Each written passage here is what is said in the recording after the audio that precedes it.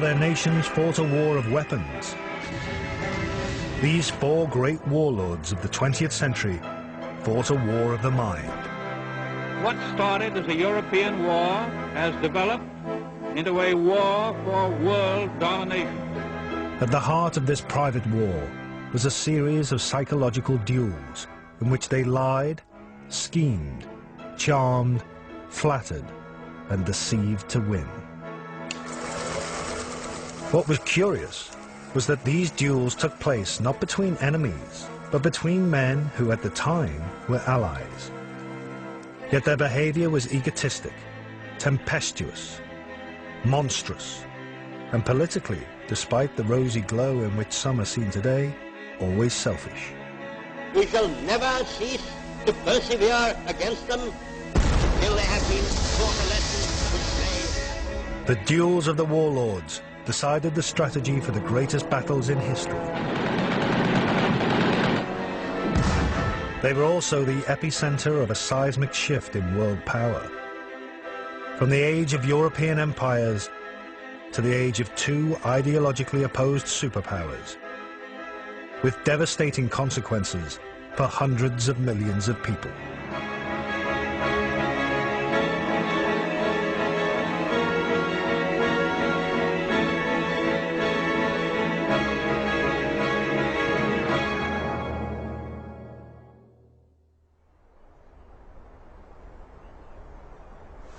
Obersalzberg in southern Germany, one of the world's loveliest places.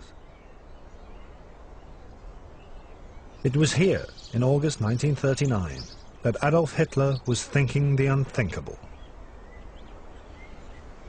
Hitler had set his heart on invading Poland, and his generals had told him he must attack before the autumn rains came. But Britain and France had said they would go to war for Poland. One thing stood in Hitler's way: the fear that Russia would also turn against him and propel him into a war on two fronts. This was the very thing imprinted in Hitler's mind as having helped to lose Germany the First World War 20 years before. There was only one way out: a pact with his greatest ideological enemy, Joseph Stalin. Hitler put out feelers to Moscow. Though he little realized it, he was instigating a mental duel with Stalin, which over the next 2 years would decide the destiny of the Second World War. Stalin was deeply suspicious of Hitler's approach.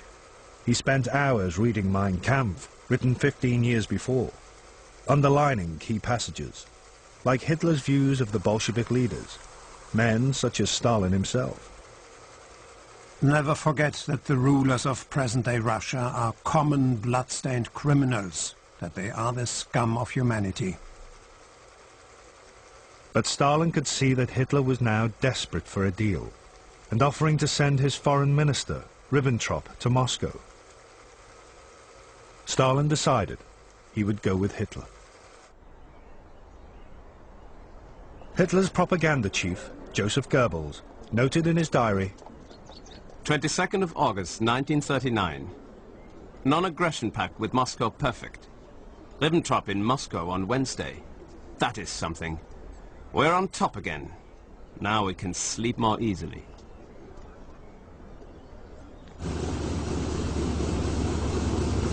On August the 23rd, Ribbentrop landed in Moscow.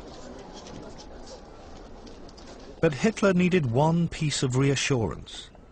He sent his personal photographer, Heinrich Hoffmann, to film Stalin's earlobes, to see whether they were ingrown and Jewish or separate and Aryan.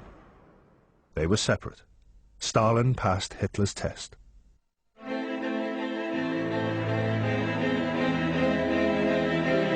Shortly after midnight, on August the 24th, 1939, the Nazi-Soviet pact was signed, and with it, a secret protocol under which Germany and Russia would carve Poland into two. Hitler phoned Ribbentrop. This will hit like a bombshell. But, as Goebbels noted, It was not strength, but fear of Stalin knifing him in the back that had forced Hitler into history's biggest U-turn. The Führer believes he's in the position of scrounging for favors, and beggars can't be choosers. In times of famine, the devil feeds on flies.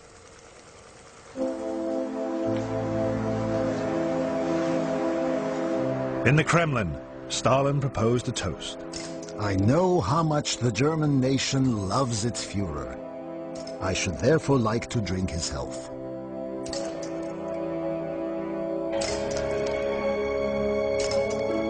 But like Hitler, Stalin was also acting from fear that Hitler would attack him.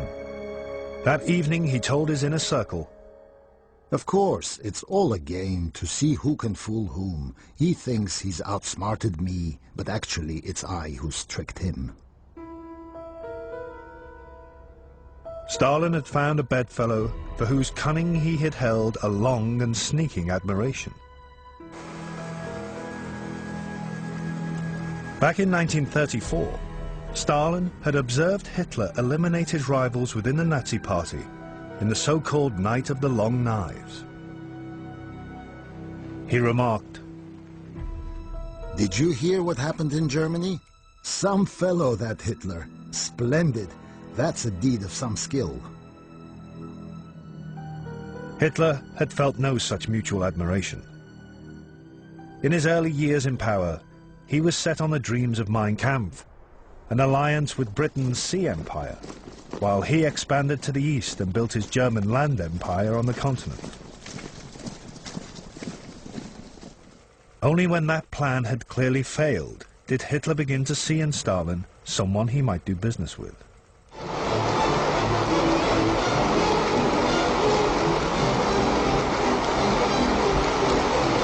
Stalin was the first of the two to be a mass murderer. His terrors killed millions. He once compared his victims with the boyar landowners massacred by Ivan the Terrible 400 years before. Who's going to remember all this riffraff in 10 or 20 years' time? No one. Who remembers the names now of the boyars Ivan the Terrible got rid of? No one. A week before he invaded Poland, Hitler made an eerily similar remark to his generals. Genghis Khan had millions of men and women killed by his own will and with a gay heart. History sees him only as a great state builder. And who, after all, speaks today of the annihilation of the Armenians? For both men, mass murder was just another weapon in the ideological struggle. The state, whether communist or Nazi, was supreme. Individuals were its disposable tools.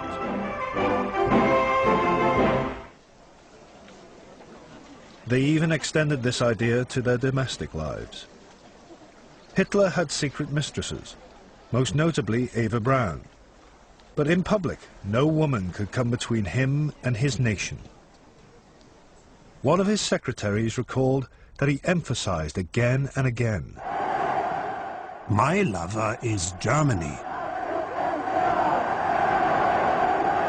Stalin did marry, twice, and had children. But the suicide of his second wife, Nadia, in 1932, further brutalized him. Echoing Hitler, he told an associate, A true Bolshevik shouldn't and couldn't have a family because he should give himself wholly to the party. Stalin told his son, Vasily, I'm not Stalin. Stalin is Soviet power. Now, in August 1939, these two great ideologically opposed warlords were inextricably linked.